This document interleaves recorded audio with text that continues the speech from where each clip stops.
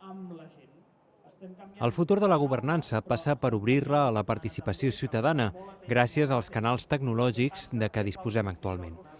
Aquesta és una de les principals conclusions de la conferència Govern Obert i Smart Citizens, els ciutadans com a motor transformador de l'opinió pública, que s'ha dut a terme a l'estand de la Diputació de Barcelona al Congrés Mundial de les Smart City, que se celebra al recinte Gran Via de la Fira de Barcelona. El ponent, responsable de Govern Obert de l'ENS, Carles Agustí, ha defensat que els executius ja no poden especular amb la informació. A diferència del que passava fa només 10 anys, els ciutadans ara estan més formats i són més conscients del seu paper a la societat. Per això, ha assegurat Agustí, demanen transparència i entendre les decisions que prenen els polítics.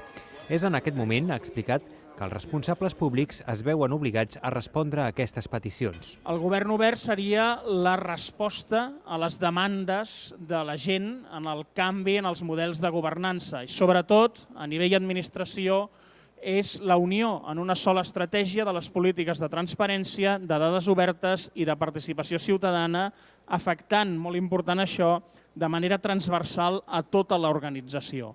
Al final és un canvi cultural en la manera de relacionar-nos amb els ciutadans. Carles Agustí, però, ha incidit en que el govern obert no es limita a la creació d'una pàgina web. Es tracta d'afectar el funcionament de l'administració. I això s'aconsegueix, ha explicat el ponent, mitjançant un canvi cultural. Escoltar la veu dels ciutadans que coneixen més de prop les problemàtiques que els afecten. En aquella vella política de fer els projectes des dels despatxos sí que ha passat a millor vida per compartir-la i capturar el coneixement dels ciutadans. El responsable de Govern Obert també ha alertat que si no es dona resposta als ciutadans que volen participar en el dia a dia del seu municipi, se'ls desincentiva. I ha apostat per mantenir oberts tots els canals possibles de contacte amb la població, a través de les associacions, via presencial, mitjançant la xarxa i buscar també l'opinió dels que són més difícils de contactar, la gent gran o les persones amb un baix nivell d'ingressos.